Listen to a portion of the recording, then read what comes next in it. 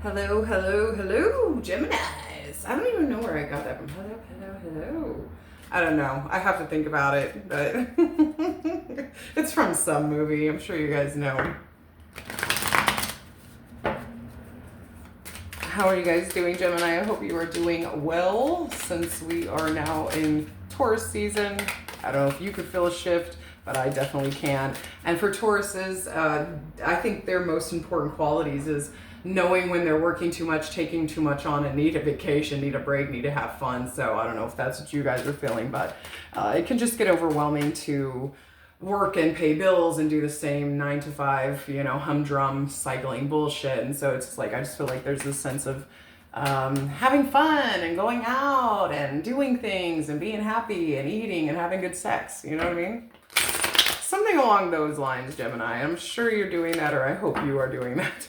But I that's how I feel in Taurus season so far. It's like, all right. I think a lot of people can just get so wrapped up in work, so it's like, eugh. You need to live while you're still here. Just need to live. You know what I mean? Oh, Lord. Okay, Geminis. Yeah. All right. This is good. This is good. I'm happy. Oh, Gemini, why so many cards? You're trying to kill me here. Okay.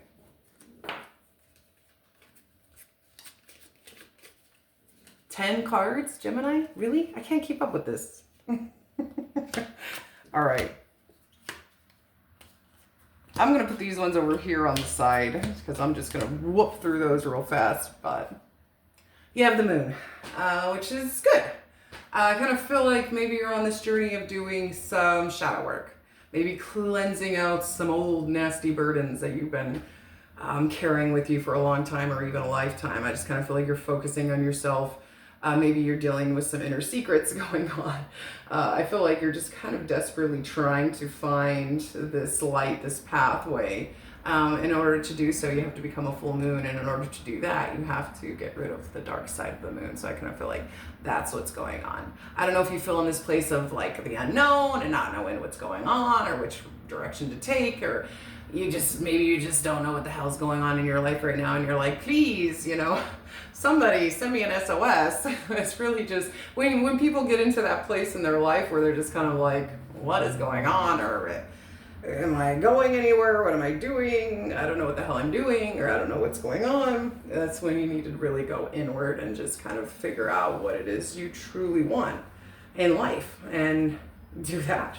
And by doing so, you have to get rid of all the nasties inside. You have to get rid of all of the dark shadow stuff that keeps you from true potential, which is like self-doubt and low self-esteem and no self-worth and no self-love and holding on to past pain, stuff like that. So I feel like that's what you're doing right now. I just kind of feel like you're on this journey because, man, the moon, the Wheel of Fortune, the Death card, and the Star. I mean, right off the bat, the first 4 cards is the huge energy, like huge Wheel of Fortune, Death, and the Star. Yeah, I just feel like this is you wanting change, maybe even possibly changing things yourself.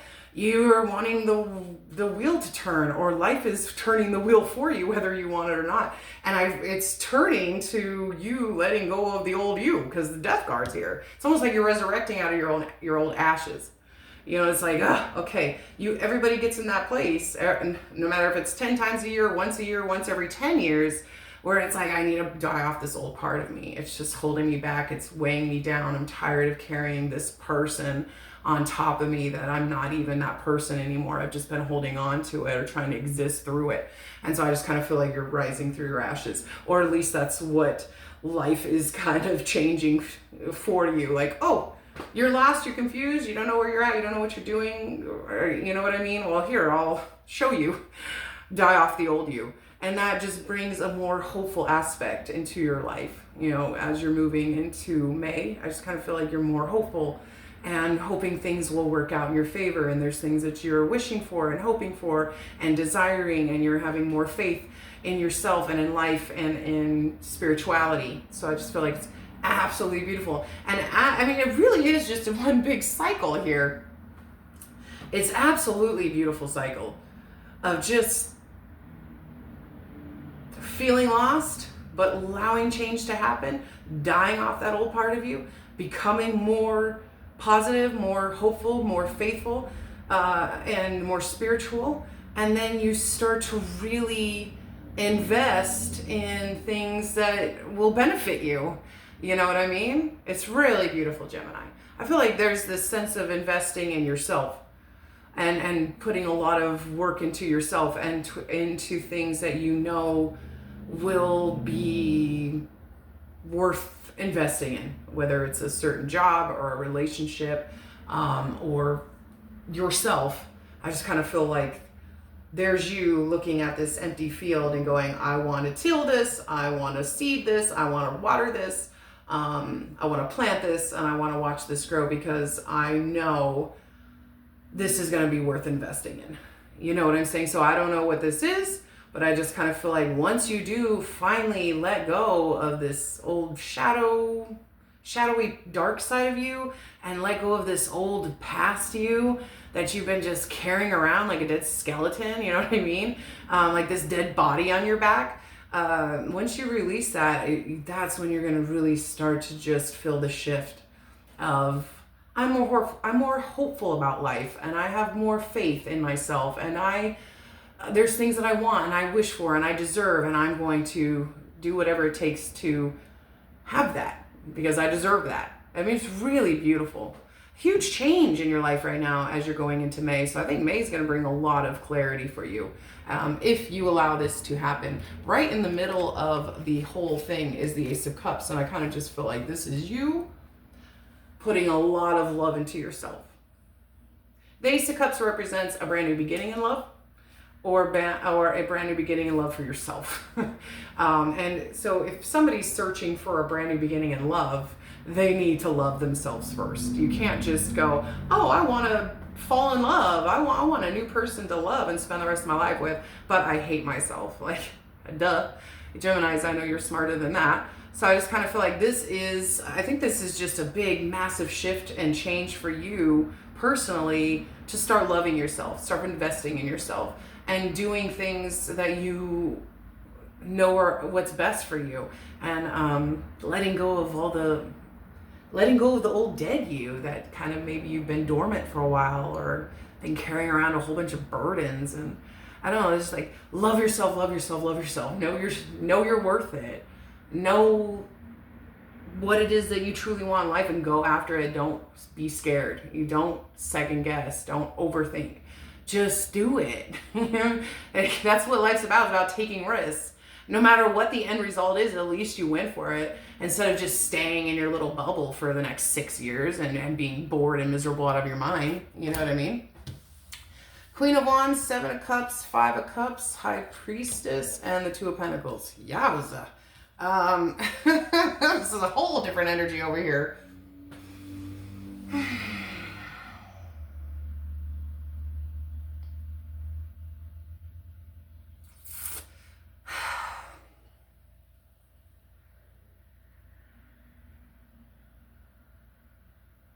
The High Priestess is somebody who knows herself better than anybody else. This is somebody who trusts in herself, has her secrets. She's very quiet. She only speaks when she feels necessary. She's just all about her soul. She's all about herself and her loyalty to herself and trusting in herself. She's very wise beyond her years, and I just kind of feel like you're in High Priestess mode, clearly, or you need to be. Just knowing that you trust in yourself, listening to your soul, trusting your intuition, and just, keeping to yourself for right now.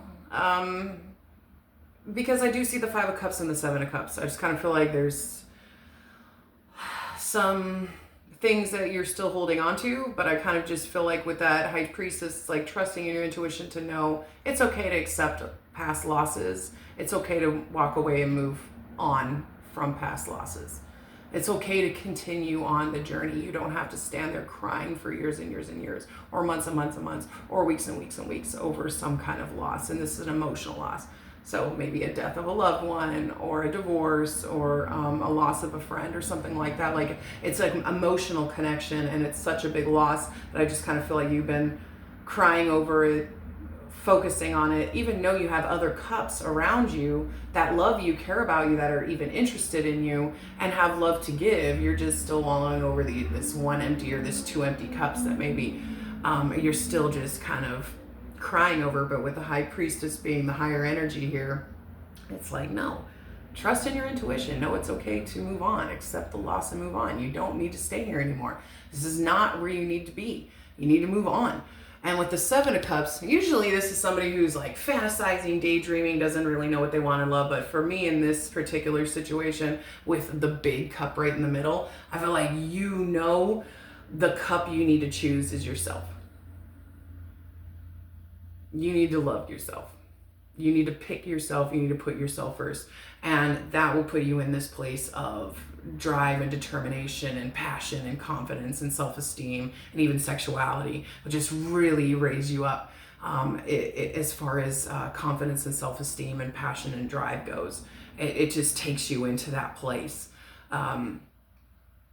With the Two of Pentacles, I just kind of feel like it's you struggling to juggle all this. You know what I mean? Like, okay, trust in myself, listen to my soul, accept losses, move forward, put myself first and become this person that I know I truly am inside. It's a lot, but you could do it. I mean, you've been juggling shit all your fucking life, so this should be nothing for you. You know what I mean? But I feel like with the Two of Pentacles, more than anything, it's like, it's not that you're struggling to keep things in balance, but it's because you want balance so bad. You need to know that, you've got to.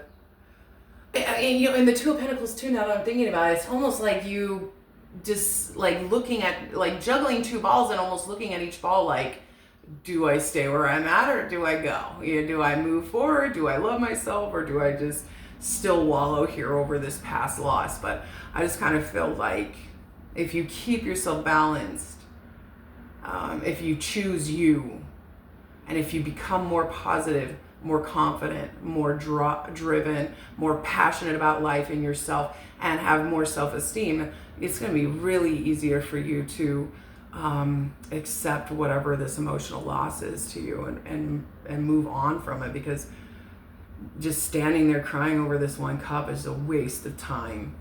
You know what I mean? And I'm not going to say that towards anybody who's lost anybody to death. I'm not saying that. I mean, people who pass on don't want you to wallow over their death for the rest of your life either. But I was kind of more stating that statement towards past relationships. But anyways, that's what I have for you, Geminis. I hope this helped, and I will see you next time.